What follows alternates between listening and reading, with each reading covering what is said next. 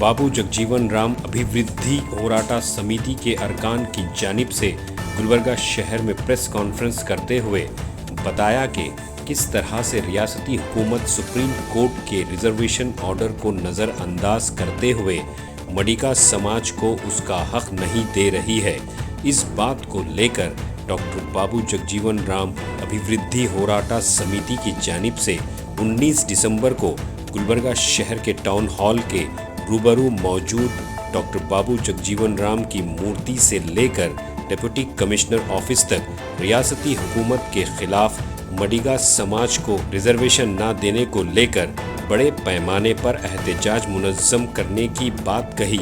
तो आइए देखते हैं तफसीली report. Bureau report Atraf TV Urdu news. Doctor Babu Jagjivan अभिवृद्धि ಹೋರಾಟ ಸಮಿತಿ ವತಿಯಿಂದ ಇದೇ ಡಿಸೆಂಬರ್ 19ರಂದು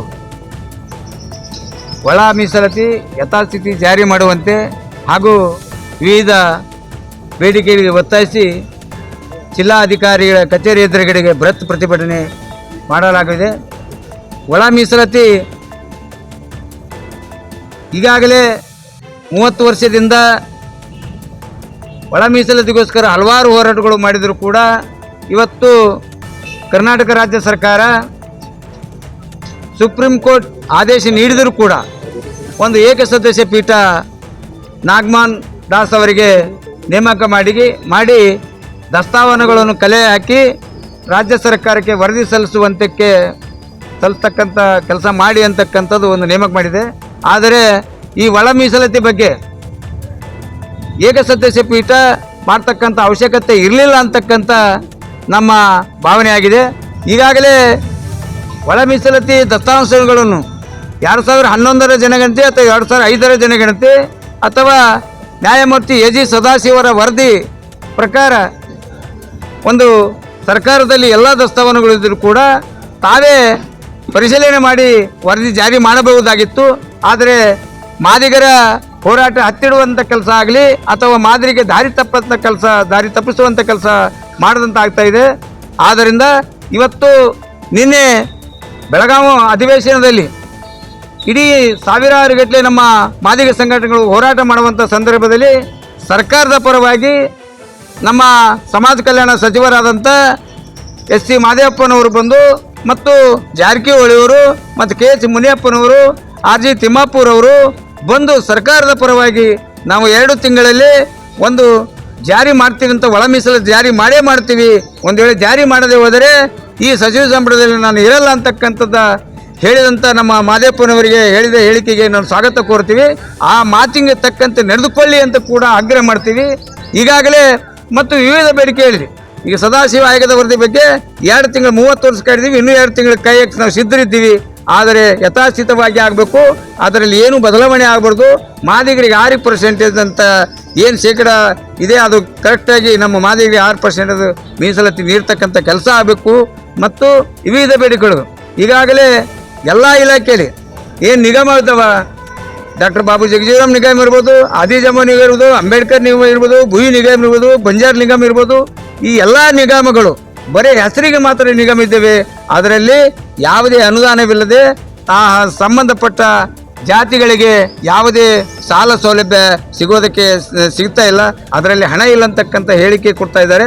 ಅದರಂತೆ ಆ ಇಲಾಖೆಗೆ ಸರ್ಕಾರ ಹೆಚ್ಚಿನ ಅನುದಾನ ನೀಡಿ ಎಲ್ಲ ಸಮುದಾಯರಿಗೆ ಒಂದು ಸಾಲ ಸೌಲಭ್ಯ ನೀಡ್ತಕ್ಕಂಥ ಕೆಲಸ ಆಗಬೇಕು।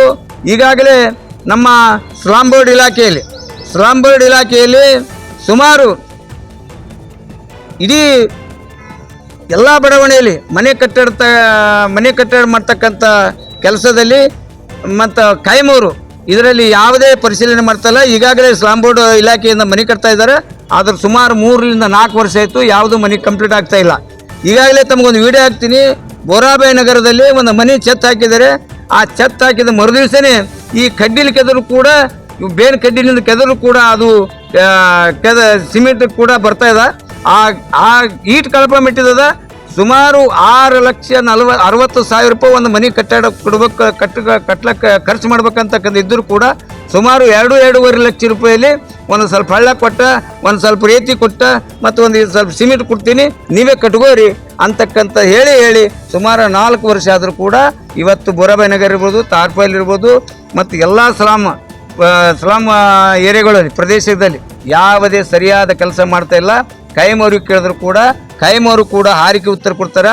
ಅಲ್ಲಿ ಸಂಬಂಧಪಟ್ಟ ಅಧಿಕಾರಿಗಳಿಗೂ ನಾನು ತಂದು ಬೋರಾಬಾಯಿ ನಗರದಲ್ಲಿ ಪರಿಶೀಲನೆ ಕರೆಸಿದ ಬಂದಾಗ ಅದು ಕೂಡ ನಾಳೆ ಒಂದು ಯಾವುದೋ ಚಲೋ ಮಳೆ ಬಂದರೆ ಅದನ್ನು ಕುಸಿದು ಬಿಡ್ತಕ್ಕಂಥ ಛತ್ ಹಾಕ್ಯಾರ.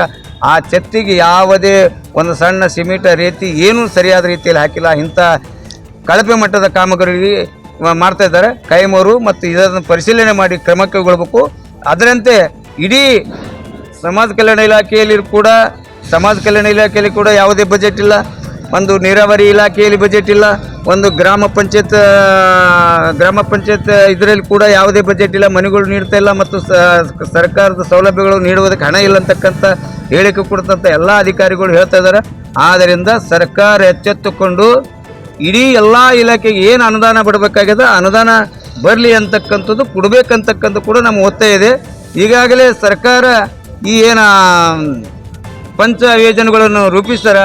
ಅದರಿಂದ ಯಾವುದೇ ಸರ್ಕಾರದ ಕಚೇರಿಗಳಲ್ಲಿ ಹಣವಿಲ್ಲದೆ ಅಧಿಕಾರಿಗಳು ಮತ್ತು ಸಾರ್ವಜನಿಕರ ಮಧ್ಯೆ ಜಗಳವಾಗಿ ಕಿರಿಕಿರಿ ಆಗ್ತಕ್ಕಂಥ ಸಂಭಾವನೆ ನಡೆದದ.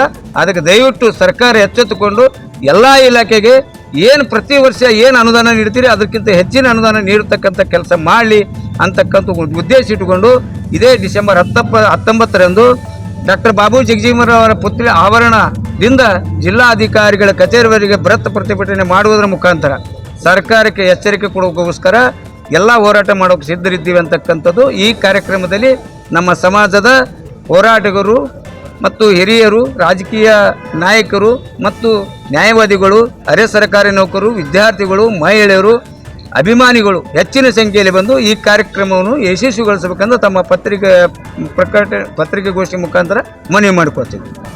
ದಶರಥ್ ಕಲಬುರ್ಗಿ ಅಂತ.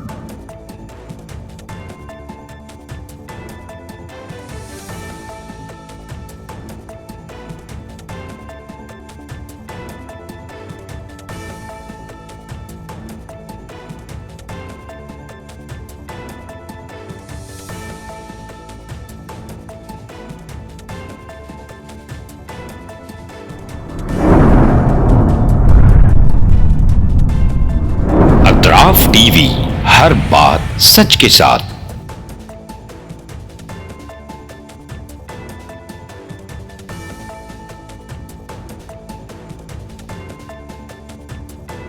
इस न्यूज को स्पॉन्सर किया है theme production, creative event management, tent house events decorations, Bangalore, Chennai, Hyderabad. Contact details 9986544971।